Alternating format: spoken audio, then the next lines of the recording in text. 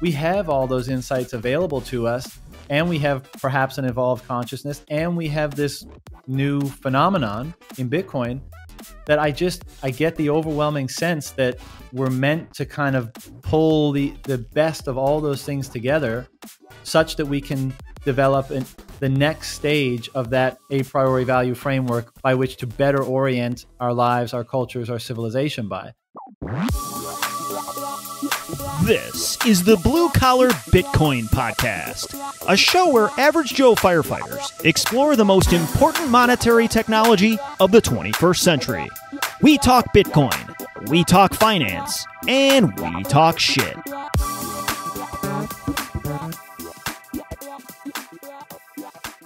Thanks for joining us again here at the Blue Collar Bitcoin Podcast. Today we are joined by John Vallis. He is the host of Bitcoin Rapid Fire and Closing the Loop podcasts. As far as philosophical thinkers in the Bitcoin space go, Vallis is on our short list. John has a profound ability to draw profound and original ideas in Bitcoin from a deep understanding of history, philosophy, and religious teachings. It's said that new ideas are formed in the subconscious when you expose yourself to wide-ranging fields of thought and draw parallels between them where none seemed to exist before. Vallis employs this to great effect. We had a wide-ranging conversation from philosophy to religion, psychedelics, spirituality, and of course we spoke about John's new piece, Money Messiah, and how it was inspired by Jordan Peterson's book, Maps of Meaning. We hope you enjoy this, and as always, you can find us on Twitter at blue_collarbtc or email us at bluecollarbitcoinpodcast@gmail. Blue Collar Bitcoin is sponsored by Coinkite. Coinkite is the maker of the ColdCard, the BlockClock, and the Open Dime. If you want to protect the billions of dollars you have stolen from an exchange hack, we at BCB highly recommend the ColdCard. Seriously, what kind of clowns go through the trouble and have the expertise to steal $3.5 billion in Bitcoin and are dumb enough to hold the keys in the cloud? If they'd use a ColdCard, especially in a multi-sig setup, they would likely still control their stolen keys. All this is to say that if you want ultimate security for your legitimate or illegitimate Bitcoin stack, ColdCard is your answer. Use code BCB, that's Blue Collar Bitcoin, BCB for 5% off when you order your ColdCard. They just released the Mark IV. We would highly recommend you order the new version. Check them out, coinkite.com. All views and language expressed by the hosts and guests in this podcast are solely their personal opinions and do not reflect their employers or organizations they are associated with. Do not treat any of the content in this podcast as investment advice or as an inducement to follow a particular strategy. This podcast is for entertainment purposes only. John Vallis, welcome to the Blue Collar Bitcoin Podcast. What's up, guys? Thanks for having me on. We're pumped to have you. Just quickly for Susie B, we are all shirtless, and we did ship John some turnout gear and a fire helmet. So this video will not air, but that is what's going on right now. I'm actually Susie wearing the fire hose underwear that Susie I love linked up for all of us right now. Yeah. So she sent this picture of basically risque turnout gear with a fire hose in a very convenient, explicit location. And then Josh LDH. Responded and said, yeah, that it was needs LDH to be LDH. hose. Yeah. Large diameter hose, which is what we carry on our rigs, you know, so. And in our pants. Of course.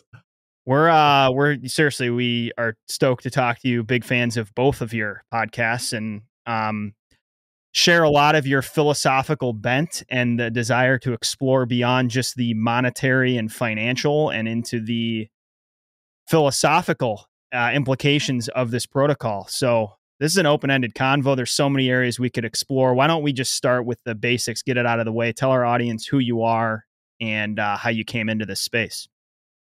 Sure. I host the Bitcoin Rapid Fire podcast, and I work with CT and host their podcast and do some other stuff and trying to push value for value and podcasting 2.0 forward as a means of monetizing digital content and getting away from the censorship, be it explicit or implicit in the form of advertising and that kind of stuff.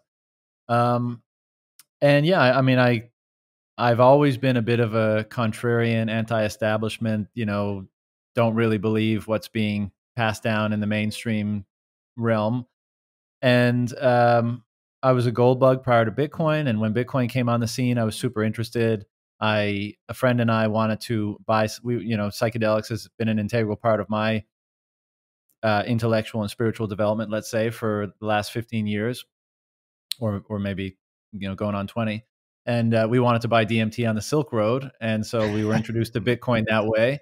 And we ended up pussing out because who knows about getting DMT delivered to your who's watching, all that kind of stuff.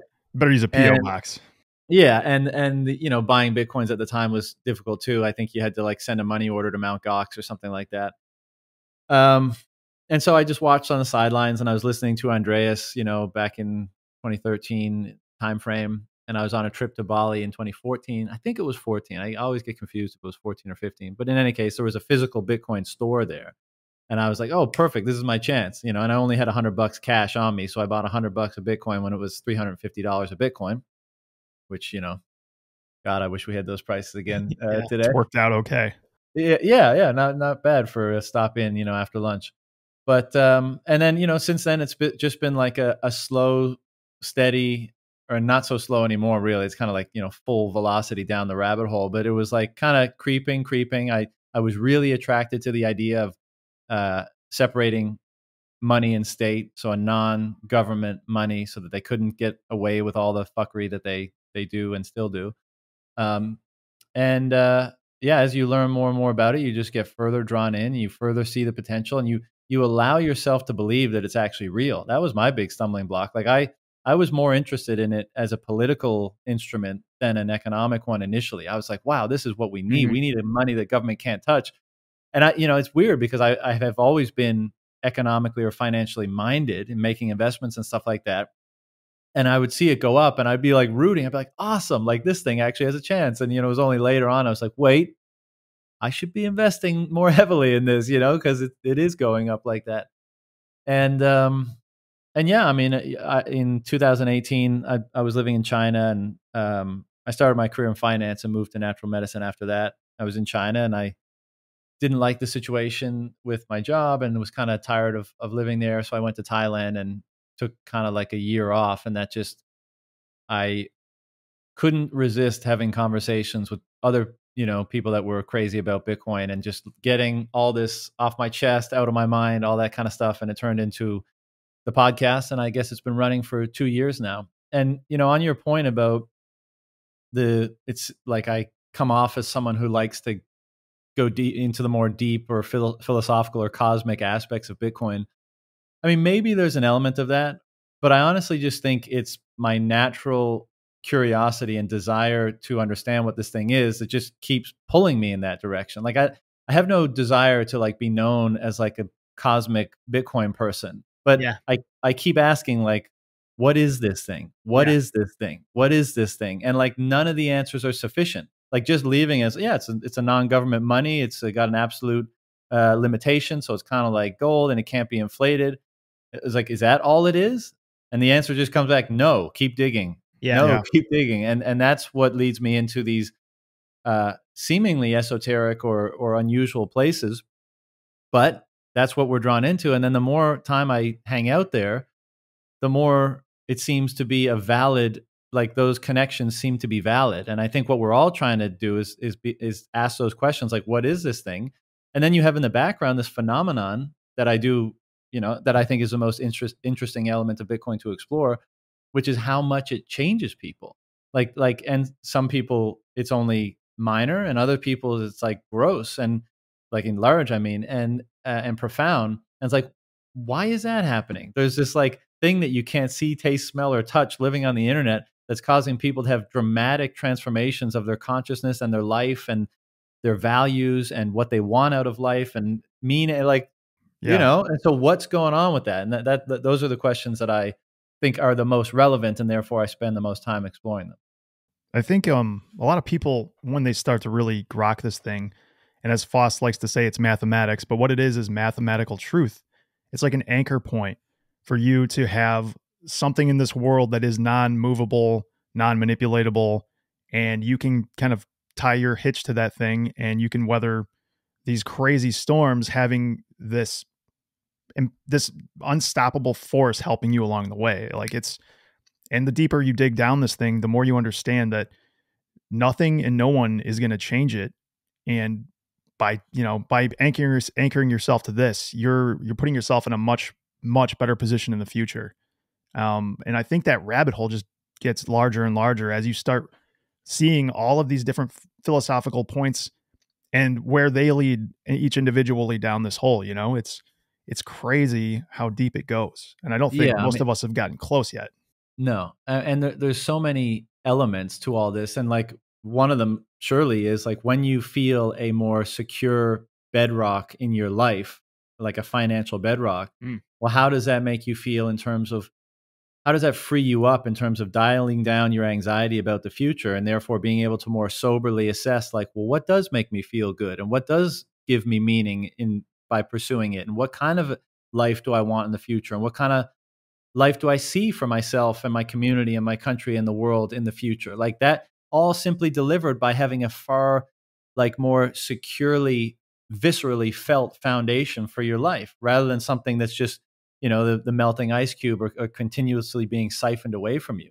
And I also think, it's the case with all technologies and anything we encounter in the world, we kind of, this is what consciousness kind of does. Like we assess it.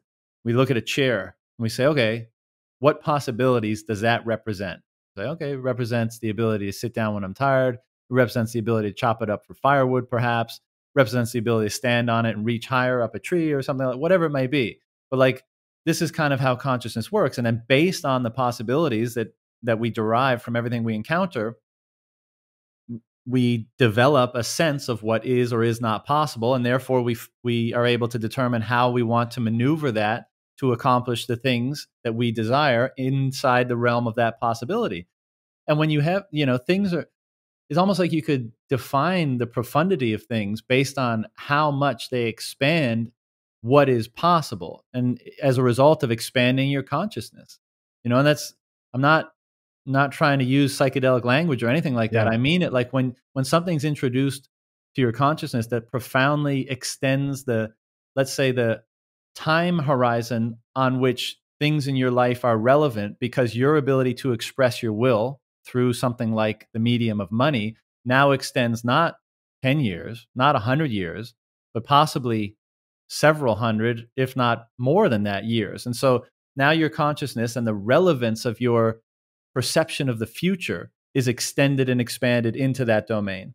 And so to what degree does Bitcoin represent unprecedented, previously, heretofore unprecedented possibilities? And I think the answer to that question is a lot, and we're still discovering them. And to what degree are those new possibilities slowly changing our own perception of what is possible, and how does that change our own desires and our own values to interact with possibility itself? And I think that, again, that's part of the answer of why this is having such a profound effect and transformative effect on people's lives. One of the things too, John, that's so fascinating, and you explore this some in your piece, Money Messiah, God, Bitcoin, and the Evolution of Consciousness, which we'll, I'm sure, get into more in this discussion, but is this sort of paradox that limits and parameters can actually create more freedom in the world and in one's life. And what we're actually looking at here with Bitcoin has the potential to be sort of a beacon of cooperation and constancy that like humanity's never had before. But it's almost through those limits that humanity can achieve their potential, which is very hard for people to conceptualize, right? But as we're on an even playing field, all playing by the same set of rules at a scale that we've never been at before, which in my view is like the potential that Bitcoin presents to humanity, I think it really could unlock people individually and collectively. Oh, I totally agree. I mean, it's hard not to be hyperbolic when we talk about Bitcoin, right? And I guess we're all crazy Bitcoin people here. So this is, preaching to the choir. But I constantly think like even us like that are deep in the weeds here, we have no idea how much this is going to reorder things, both. And the world we have, the culture we have is all just a manifestation of our own behavior. And our behavior is a result of our consciousness, what happens internally.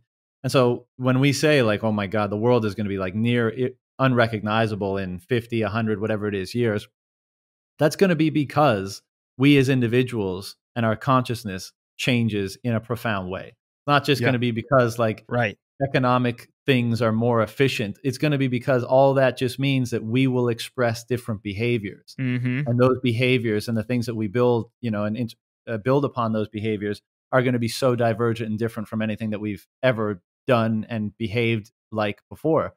And so, and I think, we're in for like a really, even again, like I said, even it's almost like that idea of that we can't really comprehend exponentials. We kind of are forced to think linearly, and this applies even to ourselves. And I think that's the case here. Like this is going to be so disruptive in a good way to our, how we interact with one another. And, hopefully we're around to see it, Yeah, I do agree. I mean, we talk a lot about just being wholly unable to conceptualize the implications of this. And we're getting into the, we've gotten into some of the philosophical, but to get back just to brass tacks of like the valuation of this protocol, it makes me think of, I was listening to Preston Pish and Timmer from Fidelity this morning, Pish's newest episode. First of all, anecdote, it's crazy to hear the like head honcho of global macro at the biggest brokerage firm in the world talking about Bitcoin. Like even in the short 4.5 years we've been around, it's just like pinch yourself. It's pretty wild. Right. But he basically says in the second half of the discussion, he's like, we've never seen anything like this. When you add absolute scarcity with exponentially growing network effects, like this is the first asset that harnesses both those two things together. And it is like, it's wild to think about the implications, even just from a valuation perspective, right? Because it's gonna. We say this all the time, and I say this to Josh, but it's gonna get weird, man. I think it's gonna get delightfully weird. I mean, there's gonna be some massive growing pains for humanity, but it's gonna be delightfully weird to watch the next few decades unfold. And this, I mean, it's great. This is largely going to be the catalyst, in my view. This single protocol is going to be the catalyst for this change. I want to go back real quick to the whole idea of consciousness and how we perceive the world. I recently read David Eagleman's book, The Brain, and something that popped in my head when we were talking about this is he talks about the concept of how when we're born, our brains are almost like a marble piece that hasn't yet been chiseled into the marble sculpture. So we have this neural plasticity at that point that is then formed by our environment and vice versa. So it goes both directions, but our environment, our culture, all of these things, our parents all form this into what we are. And so people in their middle age to older at this point, like Bitcoin has been around for 13 years and they have this non-ability to really have accepted it in the world because it's just not how they grew up or what was the culture at the time. But people, I think in their 40s and younger have the ability to kind of slightly wrap their head around this, but younger people, they're just going to understand this natively. And I think they do. And that's also such an impetus for how quickly this is going to take over. Yeah. Well, I've got two comments on that. The first is, even this, the piece that I put out, which is basically the thesis is something akin to like Bitcoin represents something similar to another coming of a Christ-like, Messiah-like character, right? And I know for some people that is just the most batshit insane thing they've ever heard. But, read the piece and there's more logic it's less and less crazy. Yeah, there's more logic attached. I can't wait for my brother to listen to that one with no background. Like, wait, what? I thought this is just crazy, stupid internet money that millennials trade in their basement. No, this is the second coming of Jesus. Yeah. But the point is like, 2-3 years ago, those conversations weren't happening. And now I can tell you this, guys, like when I have like my private, or even I'm on my podcast, I've been exploring this a lot lately, but I speak with a lot of people privately too, just, on random calls. And these sorts of ideas are like bubbling up in a lot of people's minds. And so I'm thinking like, okay, like more people express this. We keep throwing around these ideas, trying to refine them, trying to get a grip on them. Where are we in 5 years' times with these ideas, in 10 years' time with these ideas? Like, because it's really, really happening fast. I mean, this whole Bitcoin thing on any historical scale is like, 13 years is nothing, right? Like when we study history, we're looking at scales of like several hundred years for any material change to occur most often. Now it seems like the emergence of novelty in the world, or the complexity of the world is accelerating, right? And so there's more innovation happening in a smaller period of time. But like this is just happening at breakneck speed. And Yes. and to your point about people changing, I mean, we referenced already that Bitcoin seems to transform people and fundamentally change their values and what they pursue in life and what they want out of life. And like that level of change happening in but a couple years of like learning about and being involved in Bitcoin is also insanely breakneck speed.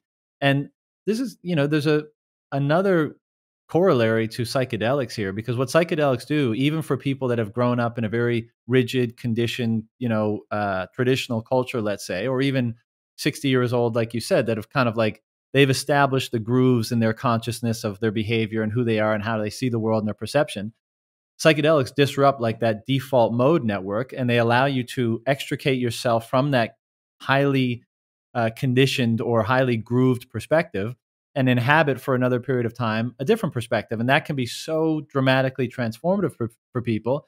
And it seems very much the case that learning about Bitcoin, and even, I don't know, I mean, some people seem impervious to it, but like if you really have a genuine pursuit of understanding it, I almost think like this is part of the phenomenon. It's like if you're so like intimately engaging with these principles of truth, these principles of freedom, even if you're not seeking them, I feel like they get imbued into that seeker, because you're just seeking to understand. You're just seeking to answer the question in your mind that is, what is this thing?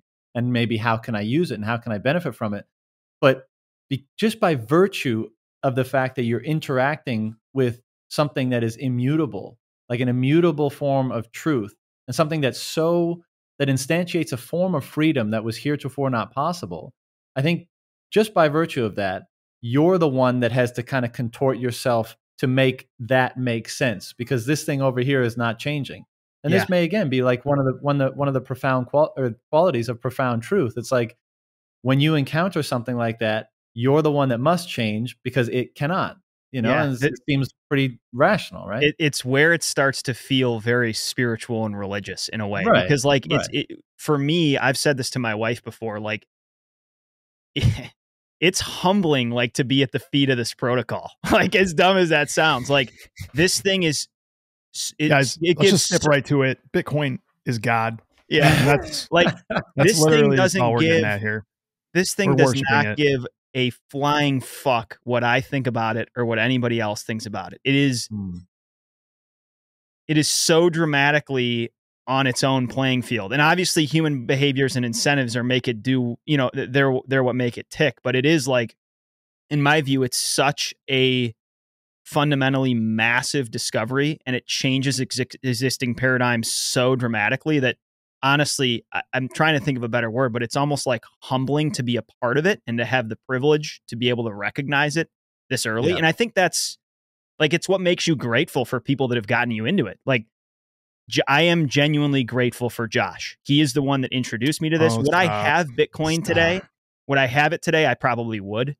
Would I have dove into it as hard as I did if it weren't for his prodding? No. And I know we all feel that way. It's obviously he's not the only one. There's tons of people that have influenced me on my journey, but I wanted to make another comment to double back to the generational differences, because I think each generation sort of has its shortcomings. So, we're saying, all right, to paint with broad strokes and to generalize, like boomers have a hard time grasping the inherently digital nature of value on this protocol. And so that may be why they're late to the party.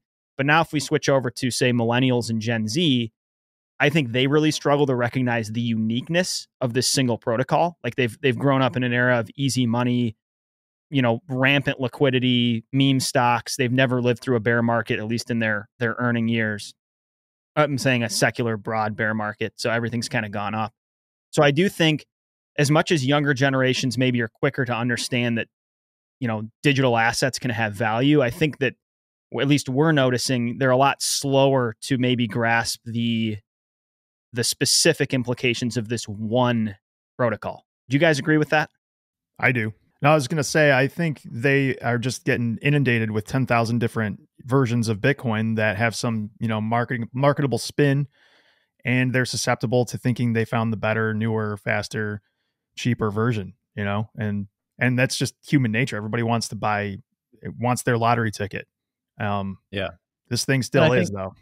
I think I mean, hopefully, who knows how long fiat can survive, but they may be like the last fiat generation, you know, the apex of fiat culture, right? And they've been inundated with all the different signals from fiat. And so in a sense, you can forgive them for being so high time preference and so, you know, want it to happen as fast as possible and be flashy and be new and be, you know, all this kind of stuff, and responding in that way and seeing something that, you know, the main selling point is it doesn't change, and, you know, it's a new base layer for civilization. It's like, nah, I want like an ape that's going to sell for $10 million tomorrow, like a JPEG of an ape that's going to sell for $10 million a month from now. And so the culture is, I mean, that's kind of the problem. And I mean that, like, if we're at peak fiat, I mean, one of the all the signals in the culture, or a lot of the signals in the culture are downstream from the money and the institutions that control the money and the institutions that determine its flows and all that kind of stuff. And so, you know, if you're just a random normal citizen in that culture, I mean, you're receiving so many perverted signals for your behavior, which obviously greatly influence your consciousness. And then you end up just being a result of those signals. And it's no small task to try to decondition yourself and defend yourself against those signals, and to parse, you know, true signal from perverted signal or noise in the world we live in today. It's super tough. And this is what, you know, I think broadly speaking, the Bitcoin culture, it's emblematic of that culture, which, and part, you know, necessarily what you must do if you take that approach, or if you have that intention, you're going to have to block out a lot just by virtue of the fact to say, I don't trust that signal. I don't trust that institution. I don't trust you people. And so not knowing how to, not being able to trust you, and not having a ready-made comparable answer to act upon, I'm going to abstain. But it means I'm not engaging in your bullshit. And so, you know, Bitcoin culture is very much like, get away. We don't trust you. We're going to decide for ourselves. And if we can't decide right now on an educated basis, we're going to abstain. We're going to reserve judgment for now until the signals improve, you know? Yeah. I mean, this is when we talk about how culture is going to change under a Bitcoin standard and not being able to really, you know, envision it. All we can say is that the signals will be more pure and pristine. And by that, I mean, when you send out a signal of value through the money, it won't be perverted by changes to its supply, and therefore perversions of its intent and how it propagates the initial origin, will, and value that was initially sent from it. And so when we have that, and of course, when we have the inability of institutions to just rent seek and impose ideology and their agenda by virtue of being close to the spigot and having the capital to do so, when that's all removed, then I think we get a culture that is far more grounded in truthful signal. And then it really gets interesting, because then it really, you know, even shines further back on us to say, okay, now what you put out into the world, like the world can hear you better, let's just say, to kind of more fidelity. Exactly. And so what are you sending out there? It's more relevant now. You're more powerful in the world because your signal is actually going to make its way out there, and it's going to propagate just the same as anybody else's. So who are you? What are your values? What are your motivations? What are you about? What do you want to see happen?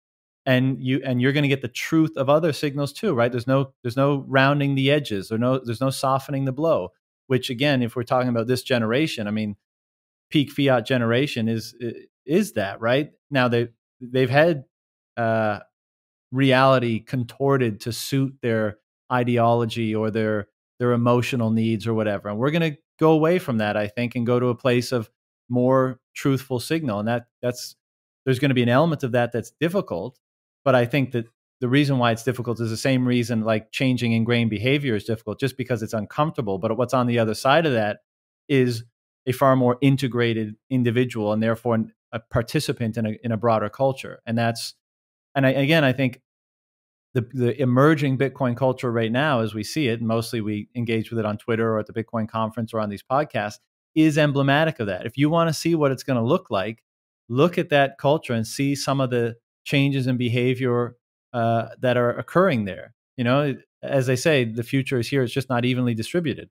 So we being, further down the rabbit hole earlier than most people, we're emblematic of what this change is going to be. And again, I'm painting with broad brushstrokes too. Some people are going to resist change more than others, yada, yada, yada. But that's the point, right? Like, and that's why I think it's so relevant and interesting that we explore this stuff, because not only are we the ones to first be changed and transformed by this, but we're also just participating in this emergent process of discovering truth, discovering the highest values, discovering what we want the future to look like, discovering how to humble ourselves in the face of things that should be humbled to and stuff like that. And it's by no means determined already, but you can already start to see certain attributes being fairly coalescing or elevating from that community. One of them, just to put a final point on this, is obviously the appreciation and value of honesty. Like if you come into the Bitcoin space and clearly dishonest, or you're not telling the whole truth, you're going to get your ass handed to you by some people that use meanie words. And you're not going to like that because you didn't come ready to have the courage to speak the whole truth. And that's amazing, right? We need more of that in society. And what do you know? This truth machine is causing us all to value truth more and honesty, things like that. So, and if you've been in this space long enough, you've watched a few pretty large influencers put their hand on a hot stove and pull that thing back quick, or just disappear into obscurity. Yeah. And it is fun to watch. I'm not going to comment on the one I'm thinking of, but nobody's sacred, right? Yeah, like, look, I don't give a fuck who you are. You tell the truth, and you can be an idiot. That's fine. And you can, like, as long as you're upfront and honest with who you are and what your motivations are and what you're doing, there's a ton of allowance for being imperfect for everybody. But you don't just get to waltz in off the coattails of that you established in fiat world and act like you have any, great authority here. Authority is earned by the expression of your character. And that's what I think all of this, like, quote unquote toxicity is from the community. It's testing character. I mean, because if we are really creating a culture here, which there's very little doubt in my mind that that's what's taking place, even if it's not consciously something we're trying to do, that's what's happening. Determining the character of the people that enter it and the basis, therefore, on which we're going to interact with one another is of paramount importance. And I love that there's a first line of cyber hornets for people that come in, and we get to see what people are about. We get to see, like, why are you here, and what are your values, and what do you want to do, and what are your intentions, and then the chips fall where they may, and we all make our own judgments accordingly. And it's beautiful because we're coming out of a world where nobody was held to a standard of character. It's all just about what, a word you used here and then, or what you look like, or your status, or who likes you, or who praises you. Not your character. We've gone so far away from that. And now we're getting back to it. And it's beautiful. You're either forged steel on Bitcoin Twitter, out of the metallurgy happening there, or you're cast to the leper island of Bitcoin SV. Yeah. I mean, the Bitcoin community is more than willing to spit out its heroes. I mean, when you think about, like, you think last year about Elon stepping in, and this is a massive uniqueness of Bitcoin, because the wealthiest guy in the world stepping into this market at the magnitude he did, like, I think maybe I was in the camp of, like, I thought he got it, right? And then he said some really, really dumb shit, like extraordinarily dumb shit that some people have forgotten about. And he got spit out like a bar of soap, man. I mean, and I still don't think he gets it. I just think that I think he does too. I think he got riffed, and that was a lot of that was an emotional reaction. But it's just emblematic of, like, Bitcoiners aren't worried about hodlers aren't worried about the price cutting off 40%. They're worried about true signal cutting through. And this is a massive uniqueness between Bitcoin and the rest of this crypto space, right? Is just exactly. Yeah, it's such a long game. Everybody can come back, like Elon or Dave Portnoy or whoever it is can come back and be like, yo, I was a little too arrogant when I came in, I messed up, whatever. But if if you align with the principles of this thing, and not of, like, that the community's imposing you on it. Again, it seems like these are being emitted from this thing. And, if you come back with humility and wanting to learn and all that kind of stuff, then usually you get welcome with open arms. And I think some of it's most of us have been down this same journey. I mean, when we first encountered Bitcoin, we were enamored with it. Both of us went down the shitcoin path. and came back. So you're kind of ready and willing to watch other people go through this same process. Yeah. And yeah, I do agree. People are absolutely welcomed back in if the signal improves. I liked what you said earlier about what did you say? Something like abstain until the signal improves. Like that makes me think of, to bring it back to investing, like the cohort of value investors who have basically like called time out. Like, hey, all right, we used to be really into this value investing thing, but the signals are so obscure and so hard to recognize. The PE ratios are all off. The discount cash flows are fucked because the money's no good. And then you hear them say, like, you know, I'm thinking of to reference Preston for the 800th time on the show, saying, like, I will absolutely resume my value investing regimen once the money's good again. Right. So it's that I love that. We're going to abstain until the signal improves. Even guys like Paul Tudor Jones, he's saying 5% Bitcoin, 5% commodities, and 5% gold. I mean, a guy like him advocating 5% Bitcoin in a portfolio worth billions it's crazy. And then Bill Miller is like, he's 50% in Bitcoin right now. The guy, you know, is a massive like mainstream investor, just sitting 50% in Bitcoin. It's wild. Well, this is just a slow creep of Bitcoin becoming the dominant macro item or issue in the world.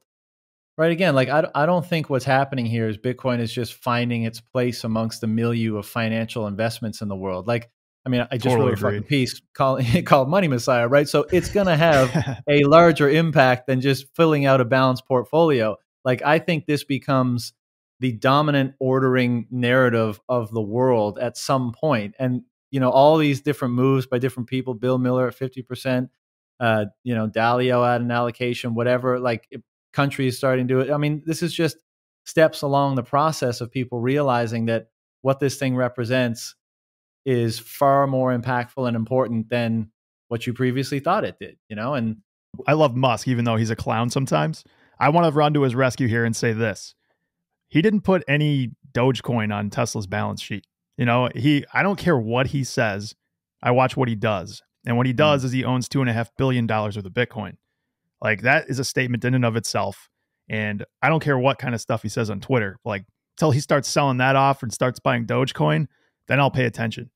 But I think that signal is meaningful. About like so many plebs on Twitter who are just all in and maybe then some, right? You know, get on zero fiat, you know, the hashtag that's been going around. And like, I know everyone has their own ways of managing things, but just to say, like, I mean, that's a change in behavior, an unexpected one that led someone to putting, you know, their entire financial like wealth into one asset. I mean, that's fairly unprecedented. Of course, at least at such a broad scale, right? And I think, you know, ultimately, a lot of people are going to come to something like that, like a growing allocation until you can't allocate anymore.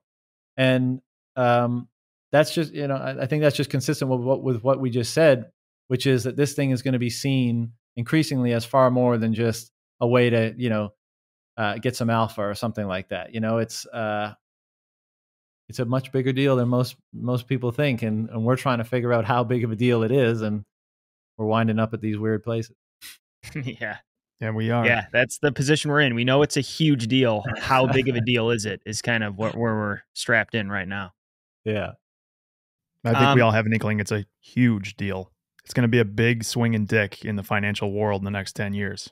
That it is. Well, again, in like once the nation state macro level game theory starts playing out, I mean, it already has started, but like, yeah, you can saw what Russia just said, right? Not just a financial world thing, right? Like, this will be the determining factor of which nations like survive or persist and grow. And, you know, it's like, it's going to be that macro incentive in the sky that is going to be determining how things play out down below it, you know, to use some more playful language. But yeah, so it's going to be a wild ride. Let's leave it there. I'm just picturing playing. You guys ever play The Sims or like Sim City when you were kids? You know, you build like, there's a city, you build it from this small village up into this like medium sized town, and then it turns into a big city, and you can adjust the tax rates and like fuck with it and be God.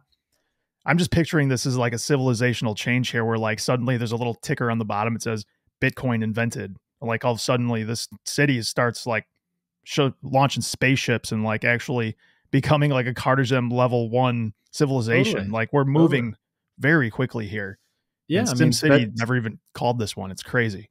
Svetsky just wrote a good article exactly about that, about how Bitcoin is going to allow us to pierce the great filter and ascend to a different level of civilization. And a lot of people have been joking-ish, half joking for a long time that at some point in the future we're probably going to peg our time as pre-Bitcoin and post-Bitcoin. And some people think that's absurd, but if we go back to the idea of doing that with Christ, I mean, why did we do that? And maybe there's multiple reasons, but I think the obvious one is like that there was such a it was a demarcation point for such a profound change that it was so clear that there was a way of being and culture and stuff prior and post, and that seemed like therefore a good pin to put in the ground to say we should mark time from this point forward and just make a distinction between pre and post.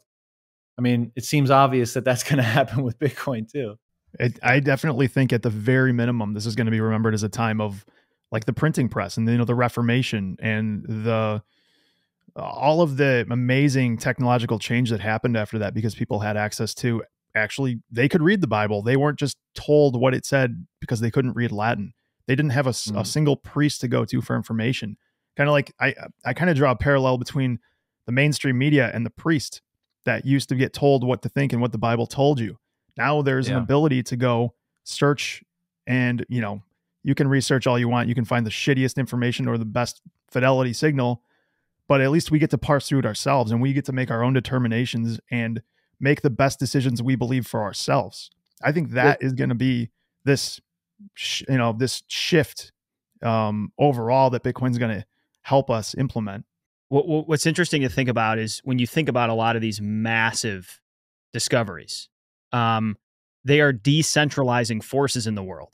So like the Reformation was a decentralizing force that took scriptural authority out of the hands of, the few and gave it to the many. You could even argue that things like the internal combustion engine are a decentralizing force, right? It allows people to explore and expand on their own in a way that wasn't possible before.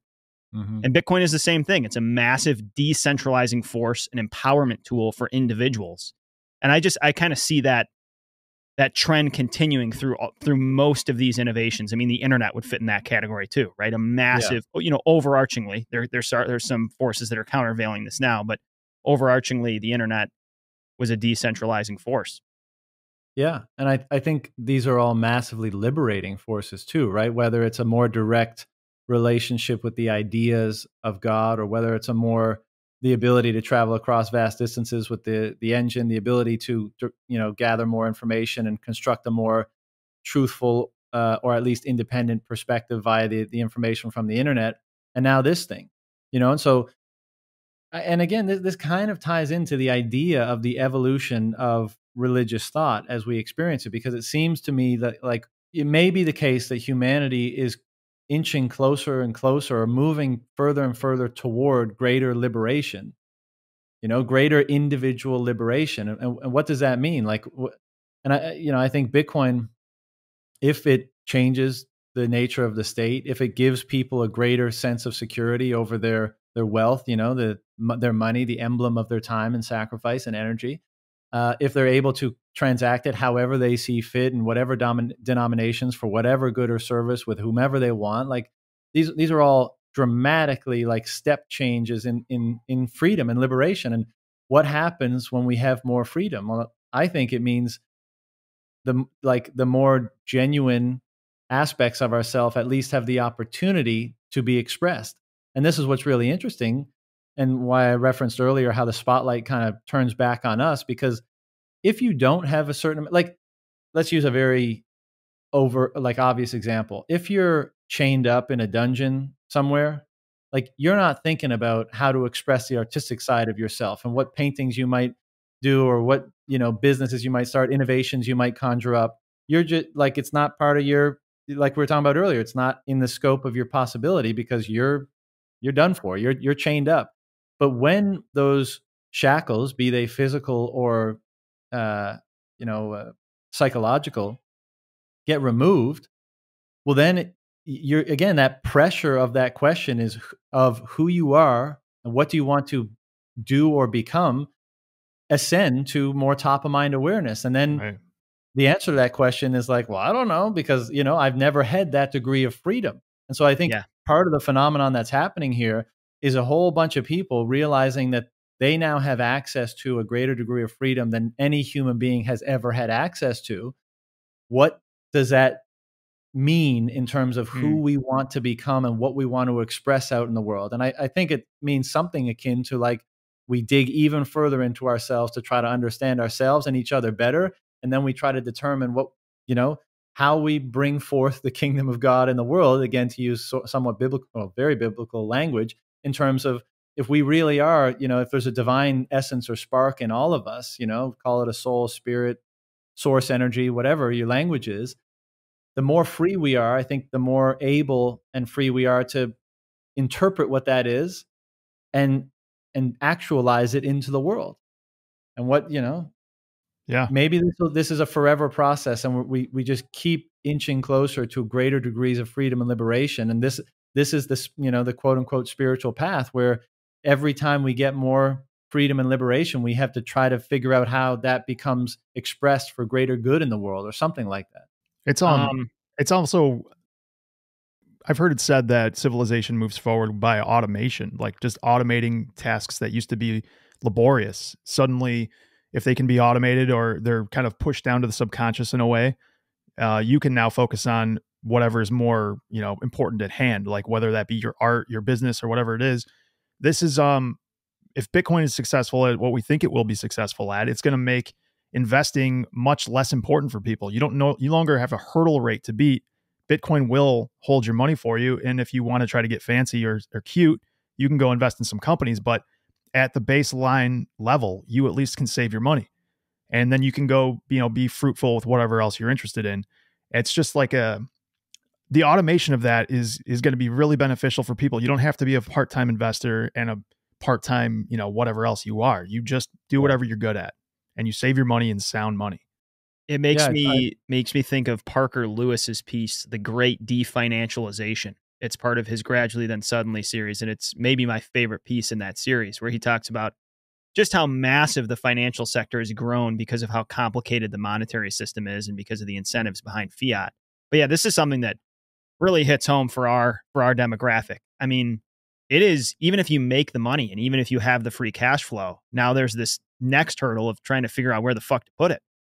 And it's going to be hopefully simplifying money and how to store value in an inelastic supply vehicle is going to be a huge benefit to the average individual. Absolutely. And like you said, like the average citizen shouldn't have to be a stock picker or delegate that job and therefore the expense to someone who claims that they can be that person, right? They should just be able to work and save, and that should be sufficient to develop a foundation upon which to feel, safe and secure about your life and, the options that you have in it and that kind of stuff. And as you said, I mean, I think we will have a great definancialization because like there's just this massive amorphous cloud of financial complexity right now that has an anxiety to settle because nobody wants to settle back into the thing that's, losing value. So it just keeps getting more complex and more complex and more complex until, it breaks under its own complexity. It's a giant juggling act. I wanted to make one final point on the liberation piece. I think one of the reasons why a lot of Bitcoiners are beginning to pay more attention to or investigate or even adopt certain religious traditions or practices is because when you are freed to that extent, right? When you don't have to go to the job that you hate, when you don't have to worry about food on the table or your rent or whatever, like the more degree of freedom and security you have, these questions like we were saying about, well, what should I do and what should I become and all that kind of stuff, they bubble up.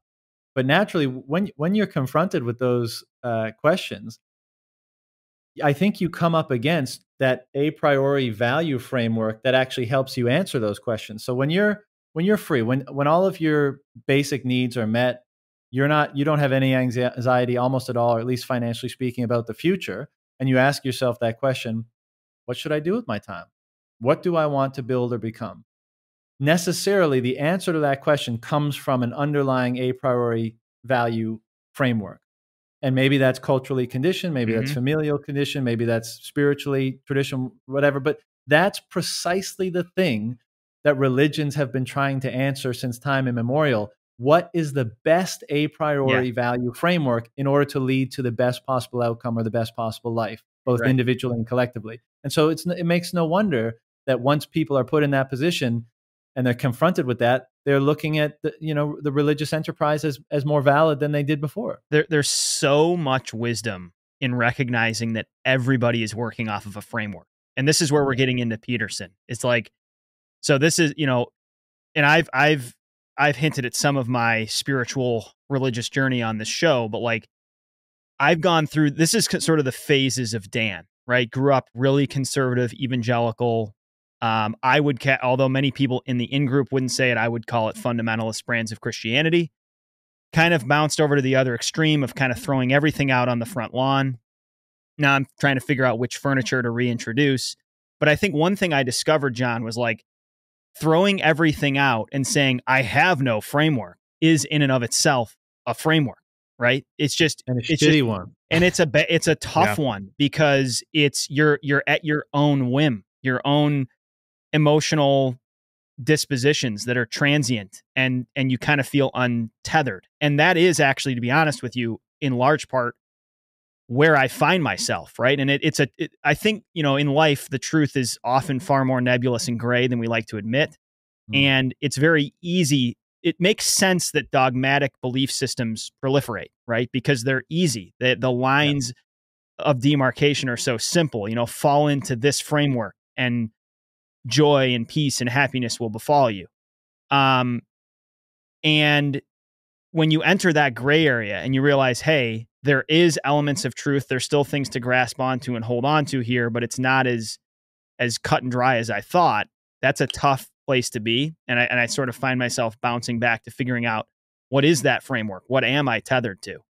I guess that I want to ask this question because I think some of this came through in your piece, Money Messiah. But like, before we kind of dive into that, this is an impossible question to answer quickly, but like, what is your opinion of Christianity and then just religions in general? Like, give us 1,000-foot view of how you conceptualize these, thousands-year-old belief systems.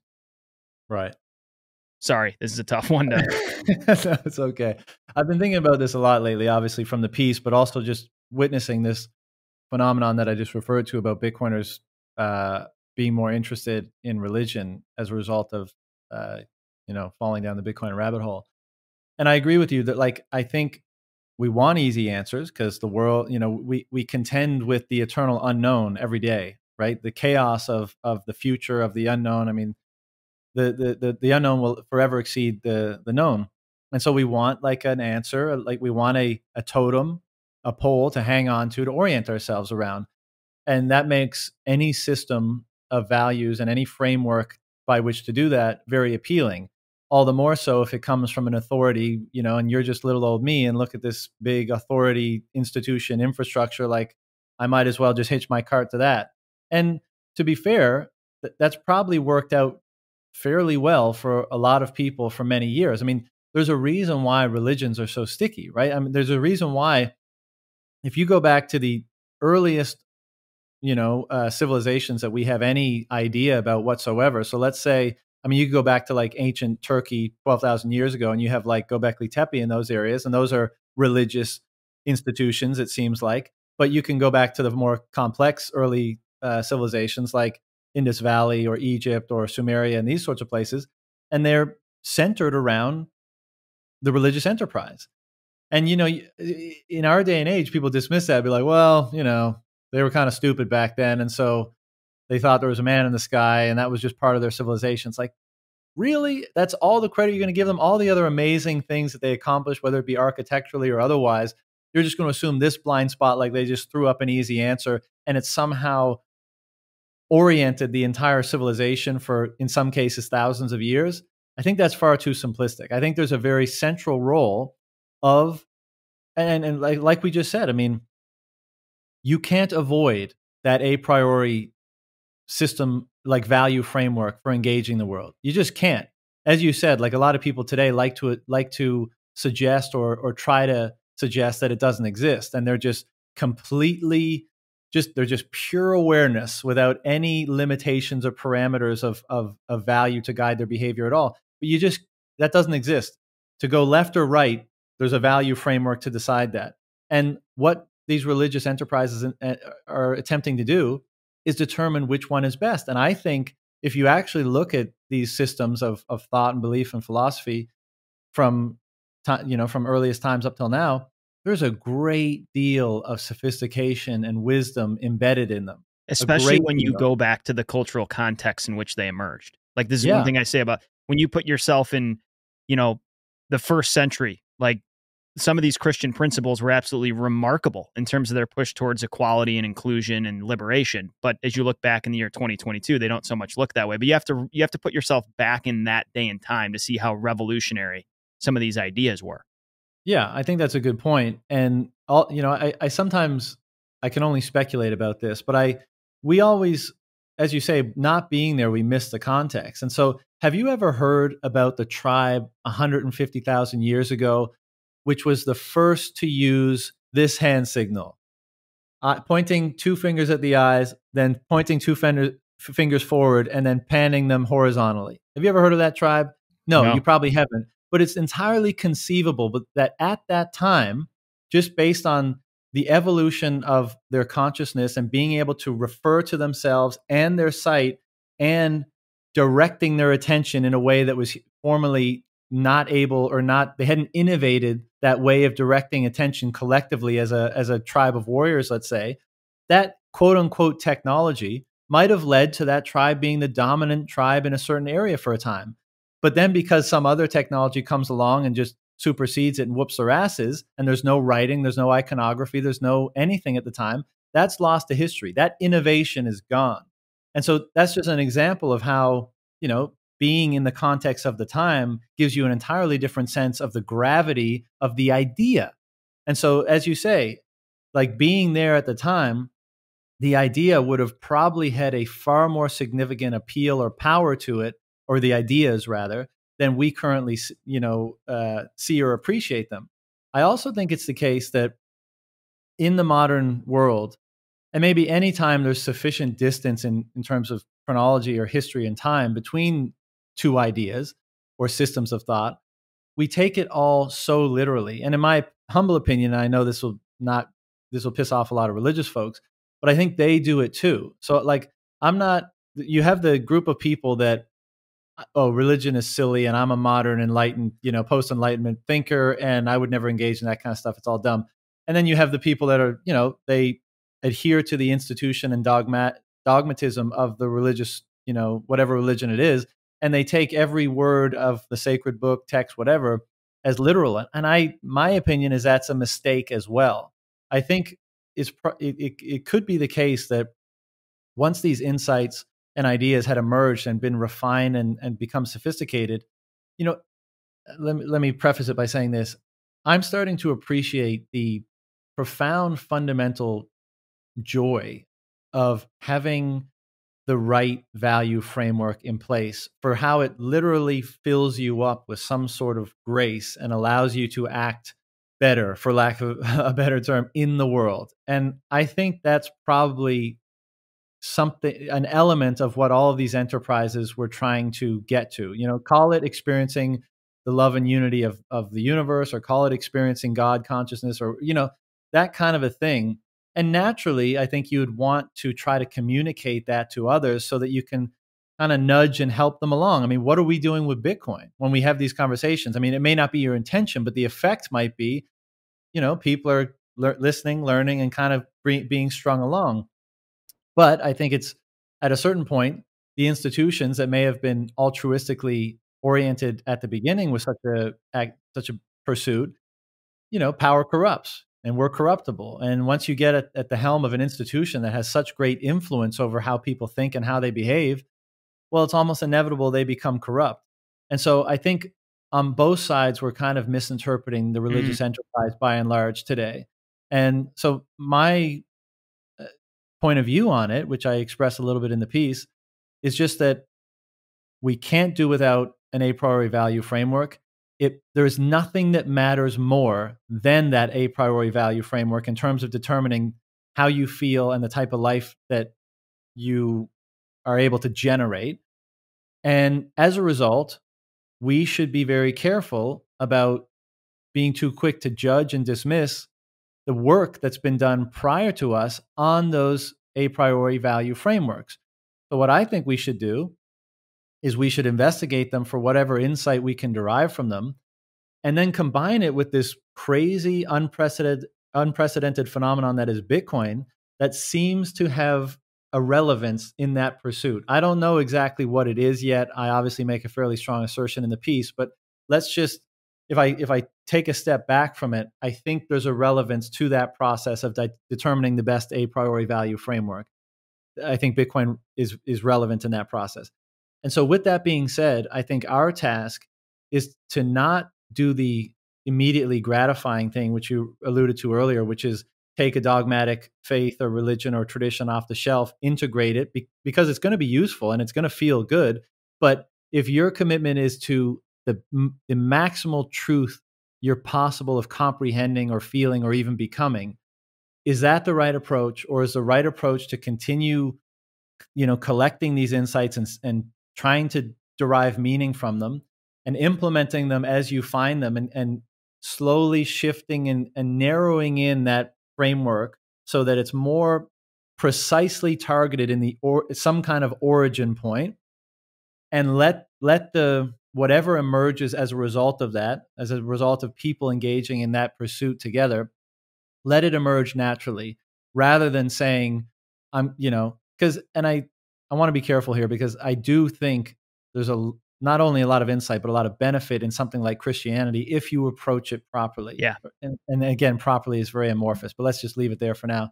And a lot of Bitcoiners are doing that. And I think, like I said, I think that leads to a lot of principles by which to orient yourself to have a very healthy, stable, strong life and culture. But I just think, given the way I see this process unfolding over the course of time, I think it's an evolution. And I think that, whether we go from the iconography and the spiritual, quote unquote, pursuits of caveman days, and then we come all the way up to something like Göbekli Tepe, and then we come up to Egypt, and then we come up to Christianity, and then we come up to now, we have all those insights available to us, and we have perhaps an evolved consciousness, and we have this new phenomenon in Bitcoin that I get the overwhelming sense that we're meant to kind of pull the best of all those things together such that we can develop the next stage of that a priori value framework by which to better orient our lives, our cultures, our civilization by. And so that's what I'm interested in pursuing. Yeah, I think I like everything you just said a lot.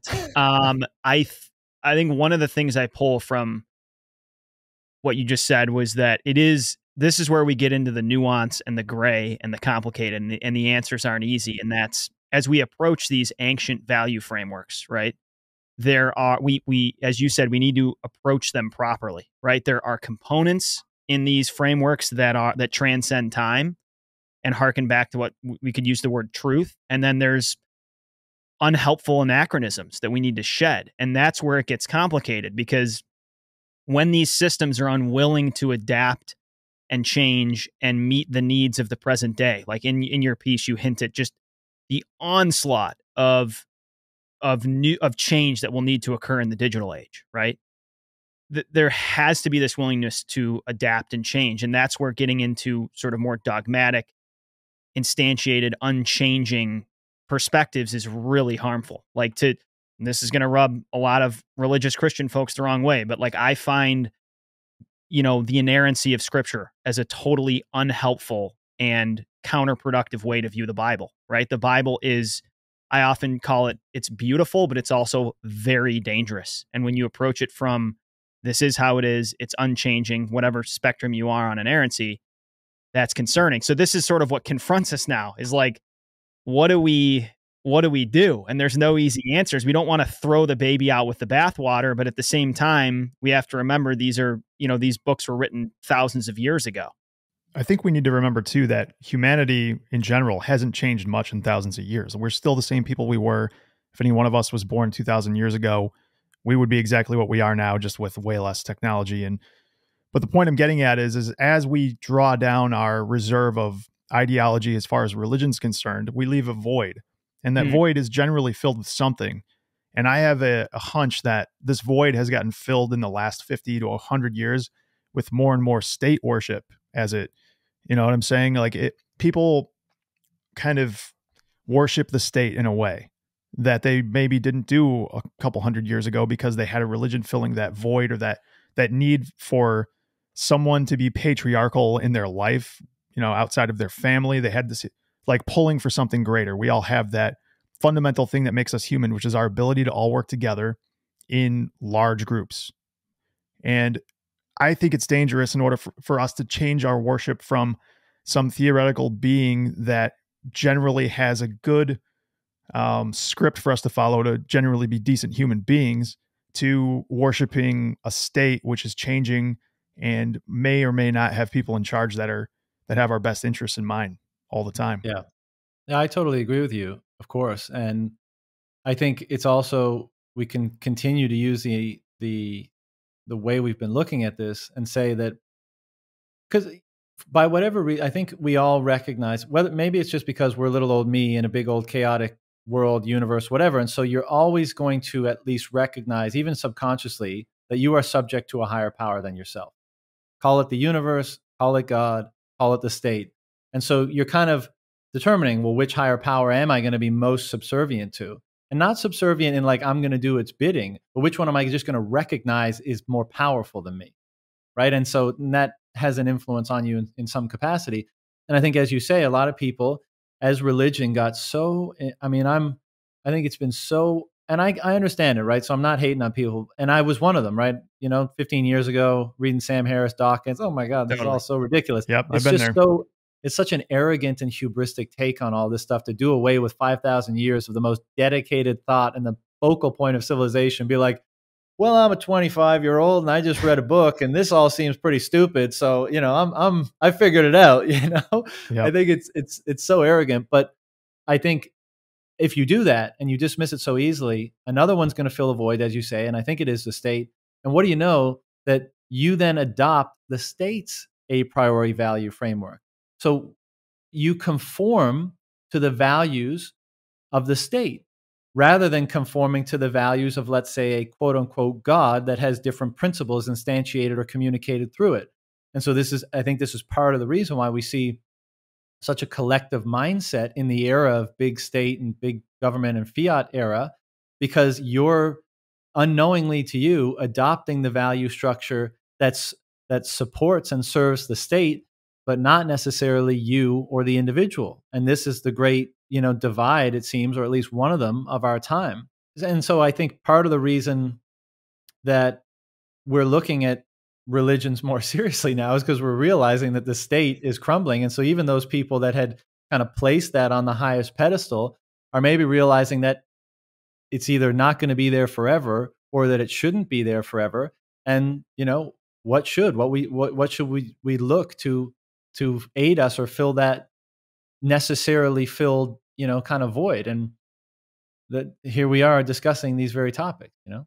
The thing I love about Bitcoin too, back to like how these value frameworks emerge, is it comes up from below, not from above, right? It's such an organic process, right? It's, I mean, just the origins of Bitcoin. I mean, I've got the white paper up behind me in my basement. It's just absolutely remarkable how somebody, you know, this meek and obscure can just release just code into the wild, and it can just emerge up from the bottom, which is just harkens back to the power of freedom and markets to decide, right? And I think that's one of the keys, is like allowing these frameworks to happen organically instead of like sort of artificially from top down. Yeah. You know, it's interesting. I agree, but you could look at it in the way that Satoshi came up with this and created it, and it was successful. But I think, again, part of the religious enterprise and it is asking the question and observing behavior, observing interaction, observing social interaction, observing individual satisfaction and happiness and joy and that kind of stuff. And when you are able to extract insights from behavior that consistently results in a certain way, the question becomes, why is that the case? Why is it that it's those behaviors or those values or those principles that lead to the best outcomes? And, I think you have to kind of conclude that by whatever order has caused the reality we experience to coalesce in the way that it has, it almost seems like it must value those things more such that it's able to emerge, right? It's like Satoshi didn't create reality. He found a way for something to exist and conform to that reality, to the world, the physical world we have and the digital landscape. But it still begs the question, what parameters even make it such that something like that is so successful and is so valued? And again, this is kind of, we wind up in religious territory, and these are the religious assumptions. But you could also, for the more not scientific minded, because as I mentioned in the piece, I think religion is actually far more scientific than people give it credit for. But for, let's say, the non-religious folk, I mean, you could just, I think, say that the things that become successful on whatever scale of existence or reality you want to look at are the ones that most efficiently conform to, and therefore are able to maneuver through the parameters or rules or limits of that scale of reality, right? It kind of harmonizes with the scales in which it's nested in, right? And so you could look at that on the scale of human behavior in the social world, or you could look at that on solar systems on the scale of a galaxy, or a galaxy on the scale of a cluster or a nebula or whatever the hell it is. It begs the question, why is that mode of operating successful? And because they all seem nested within one another, this is how truth kind of gets connected across scales. And maybe you call that godly principles or godly order of some kind, or maybe you don't. You just say, hey, isn't that funny that certain principles seem to link up reality across scales? And if you can determine how to, at your scale of action and existence, align with those same principles, there's a high chance that it's going to lead to that thing being successful in the form of efficiently engaging with and engaging and aligning with the reality at your scale, something like that. Yeah. So maybe that's less of a you make me think of Rob Bell, who, I don't know if you're familiar with him, but he was a pastor of a massive evangelical megachurch, and then kind of left that space and now is just sort of a spiritual thought leader. Huge fan of Rob Bell, by the way, all of his stuff. Shout out to Rob Bell. But he basically talks about how the universe is just, if you look at nature, mankind, everything, it's moving towards ever increasing complexity and order, right? If you really zoom out on a macro level. And I kind of view, it's like, what is the driving force behind that move towards greater complexity and order in the universe, right? When you look at the solar system, when you look at galaxies, when you look at evolution, right? When you look at the trajectory of mankind over the last 20,000 years. And there's Bitcoin fitting right into that trend. Like, Bitcoin is going to move humanity towards even greater complexity and order, I believe. And it's just this kind of never ending march that direction. What that impulse is, what's driving that, you could say universal rules that are governing the universe. That is the cosmic question of the day that has no quick answer, but it's absolutely worth everybody's time in exploring. Like, isn't it crazy, guys, when you encounter people that don't even ask these questions? Like, this is back to just like, we're blessed to have the freedom, time, energy, and disposition to ask these questions, but people that never ask the question, what the fuck is going on in the first place? Like, it blows my mind that there's tons of people, you could almost say a majority of people, that don't even think this way. Just the scale of things, if you're not completely in awe, to think about how small you are on even just this Earth and how small that is in the schema of the solar system and the galaxy, and that there's hundreds of billions of galaxies just that we've seen with Galileo, the Hubble's telescope. It's absolutely nuts. And speaking of that, I'm really pumped for the James Webb telescope that's going to be working soon. I think it's going to show us a lot more cool shit. Nice. Yeah, I mean, I think, well, this is why we all have so much trouble. in normie social environments these days, right? Like this is why we got to do these podcasts, because when we're sitting around in normie environments and people are talking about God knows what, we're just, we're shaking like, I gotta talk about something Gotta else. get to depth. Yeah. Yeah, but I think, I agree with that. And I think you might characterize those principles as actually the thing that resists the entropic force of the universe to generate order, right? Because you have this push and pull where, the universe, there's an impulse to entropy, right? It's just kind of expanding, and it's by no means necessarily order. I mean, it's kind of like anything could happen there, but that's what life kind of does, right? Like life. The only anti-entropic thing I believe is life. Yeah, well, you might say that how galaxies form is on what scale are you looking? If you narrow in, they're smashing into each other, and there's stars are exploding and all that kind of stuff. But if you zoom out, you see order, and so on what level is entropy being resisted in order to generate order? I think that if somebody was going to argue with that, though, they would say everything is trending towards zero as far as temperature. So on a largest, grandest scale, you could say entropy still rules, because we are. Yeah, but you could say that with human beings Kelvin too, right? Yes, absolutely. Yeah. But from my understanding of some of the things I've read, life is literally the only thing that's provably not entropic, at least on a subscale. But I don't want to argue with you two giants. Yeah. Well, no, it's a good question. I'm going to pretend like I have an opinion, and I have absolutely no idea what you're talking about. So I'll abstain here. Josh, I cracked a book open that said physics on the cover. I was holding my weight. I was swimming in the deep end here, and you guys just went too cosmic for me. I'm out over my skis now. Sorry, the shrooms just kicked in for me. Nice. I want to just one piece on that.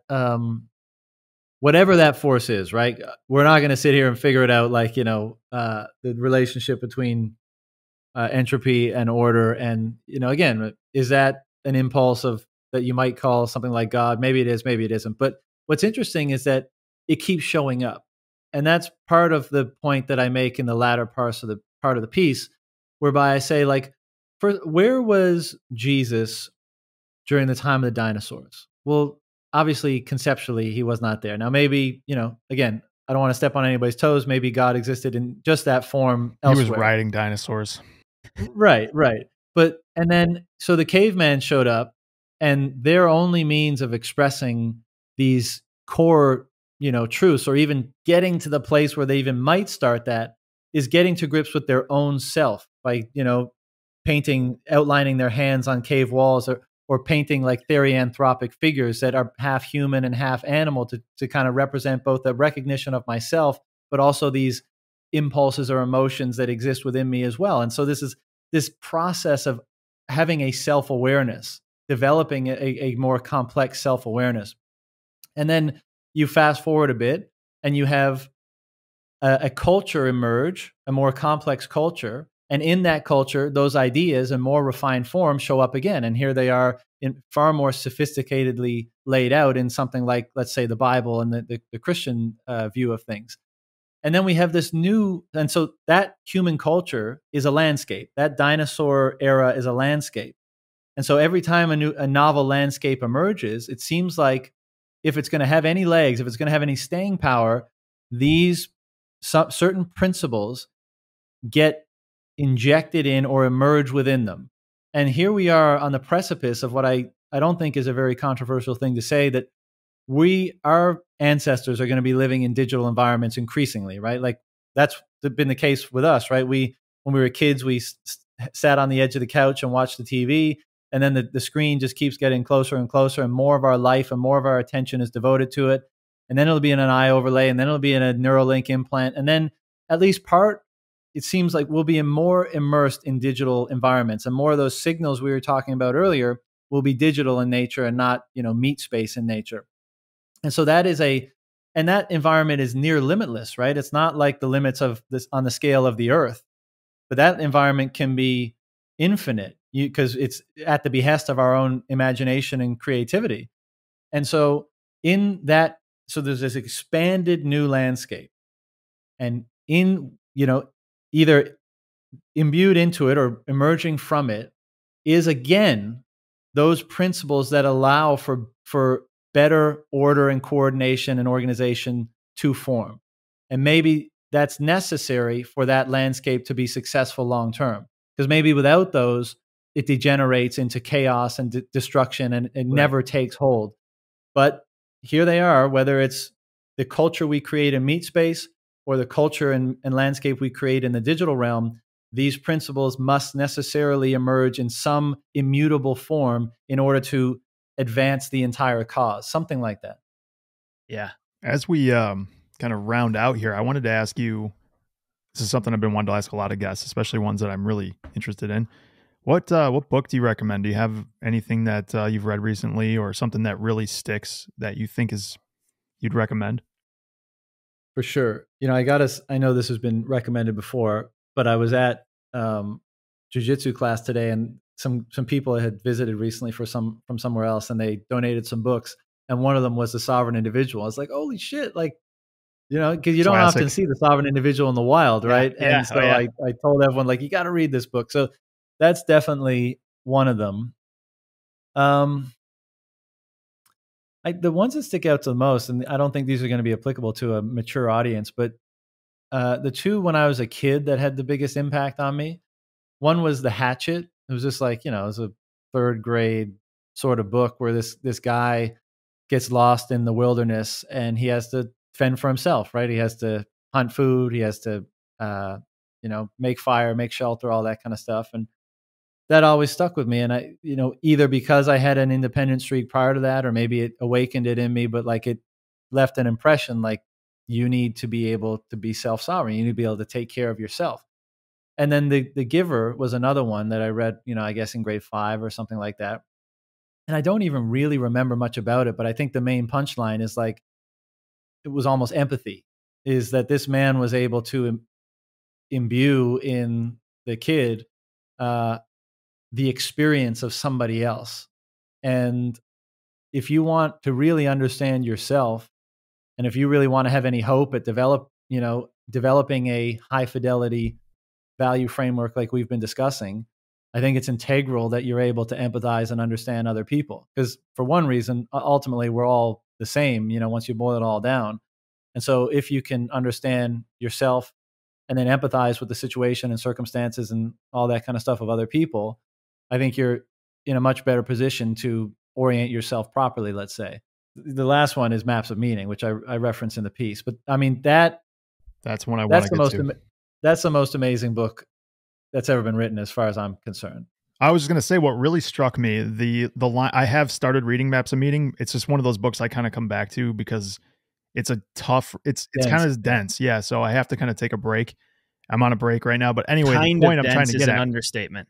But it's not dense. It's not dense in the way like the first half of Sovereign Individual was maybe a bit dry. Mm-hmm. Right. It's dense in the way that every line is so perfectly written, and you really got to stop and think and then move on to the next one. That's what I was going to comment on. The ones that you picked out for your piece, they're almost like biblical in the way that like there's like multiple layers of meaning built into each one. It is pretty incredible how deeply thought through that book was. And I know he spent like 20 years writing it, and it shows. Where do you think he's at on the Bitcoin journey, Vallis? I mean, you've talked to him. You've had the privilege of speaking with him. Where do you think he's at? Let me answer that. Let me answer that in one sec. But I just want to say this about his book. You know, I think towards the end, he includes a letter that he wrote to his dad about how it's been going, you know, writing the book. And he says, like, I think I've discovered something or put together an understanding that has never been put together before. And the whole thesis of the book is how our levels of understanding about the deepest, most important things, like a value framework, is so important and evolves over time. And he, in that book, I think, like, if you have, and this is a pretty big statement, but as far as us understanding ourselves and our own behavior, if you put the Bible here, like, he makes the assertion that what philosophy is trying to do is trying to kind of contextualize and tease out and figure out what's valid about this level of things and kind of critique it and that kind of stuff. And I think his is like the overarching perfect contextualization for what that enterprise is. Now, what that means for how we move from there is yet to be determined, and it's part of the discussion we've been having today. And it's so fun. Like, I think it'll be one of those cases. Sometimes I can't think of a perfect example right now, but you hear in history, like, we don't praise their work until a couple hundred years, a couple hundred years after they die, and then we're like, oh my God, they were the most incredible thinker ever. Hopefully it won't be after he dies, but there was certainly no splash for that book. I mean, mainstream, nothing took note. Nobody gave a fuck. It didn't receive like a Pulitzer, accolades, anything. I don't even think it did very well commercially. And then he became popular for other reasons. And still, like, his two more recent books are far more popular. But I think at some point, humanity is probably going to wake up to just the sheer wisdom that is contained in that book. And it's going to be a game changer. I mean, it's a game changer for me. And it was a big part of the underlying thesis of the piece. And so, and in terms of his thing, his progress with Bitcoin, I always knew, based on my familiarity with his lectures and his book, that once it got a hook in, like that first time where it had validity in his mind, it was game over, because he just wouldn't be able to let it go. Like, his mind would just be turning. And I think that's what's happened. I don't know what the initial hook was. I know when we spoke to him, we threw a lot of different ideas at him, and he's got he's doing so much and has so much on the go. I don't know how much time he has for that, thinking on Bitcoin, but it's very clear he's starting to see the benefits of it, in terms of not being able to be stopped and, being incorruptible. And it's so well aligned with so many of his ideas, as represented in Maps of Meaning and others that he's articulated and delivered since. I would love it if he ever got around to reading the piece, because I'd love to hear his feedback on it, critical or otherwise. I was thinking the same thing. I was like, man, I hope Peterson gets his hands on this at some point. Yeah. Well, I mean, he definitely has the link, because we were emailing back and forth yesterday, because he was trying to put me in touch with Brian Peckford, who's doing the Constitutional Challenge in Canada, who he recently had on his podcast. And I just told him, because when we spoke, I said I was working on something and I'd love to send it to him when I was done. And he said, absolutely. And so I just told him yesterday, it occurs to me, I didn't actually send this over. So here it is. And, heck yeah, we'll see. We're in the midst of it. So basically earlier you were essentially saying, Vallis, that we need to update the scriptural canon. Like, you finish Revelation, you flip to Maps of Meaning. That's essentially 2,000 years later. Just look, I mean, maybe it's the least controversial way to put all this might be, if we survive, right? If human beings get through the great filter, do you think in 10,000 years from now, we're going to have the exact same value framework as we have today? Not a chance. Probably not. So this thing is clearly an evolution of understanding, not something to be white knuckled forever and ever. And so I think that process is taking place every day, and maybe in certain periods of history and life, more happens, and other periods it's slower. But I definitely feel, if we can roughly say, at least in the Western world, it's been 2,000 years since we've really fundamentally upgraded it. Well, might be about time. It seems to me like maybe we're in a period where it's being upgraded, and who knows what's going to come from that. Yeah. We will we'll link the conversation you had with Jordan in the show notes, you and the other gentleman, because it was really fun for me to watch him sort of encounter this thing for the first time. Like, the questions he was asking, man. Yeah, he latched on so fast. It was incredible. Oh, I know. Yeah. It's funny. Even looking back on that was May 2021, I think. I look back at the things that I was saying there, and this is an idea of how fast the evolution of this thing goes. I was like, man, that you could have said that better, or you could have framed things a bit differently. But I think this is always going to be the case for all of us, right? Like, you guys might look back a year from now and be like, oh, 100%. I'm such an idiot. But in terms of how he responded, I totally agree. Like, he got a little piece, and then he recurred, he thought about it and sent it back to us. And the way he saw it so quickly, I've never seen anything like it. Like I've never seen anybody kind of first encounter some of the ideas in Bitcoin, like proof of work mining, for example. That was a great one. And then extrapolate like how that has an effect on energy, like immediately. Crazy. Exactly. Yeah. Exactly. Took me months and hundreds of hours of reading to even start to make I had to be connection. spoon-fed, just spoon-fed. Yeah, I mean, he's the goat. He's one of the goats, right? Like I know he's imperfect and he's a human like the rest of us, but he's a fucking beauty, you know? So I love him. And I'm enjoying watching this process of him falling further and further down the rabbit hole. Vallis, we could talk to you for like days. This was awesome. Seriously. And the best part is we sent you like 10 or 11 questions and I think we got to like 3 or 4. So maybe. We kind of always how it goes. We worked them in organically, you know? Dude, it's fun to find kindred spirits, people on this same journey that are hungry to investigate and try out ideas together. So thanks for spending almost an hour and a half with us, man.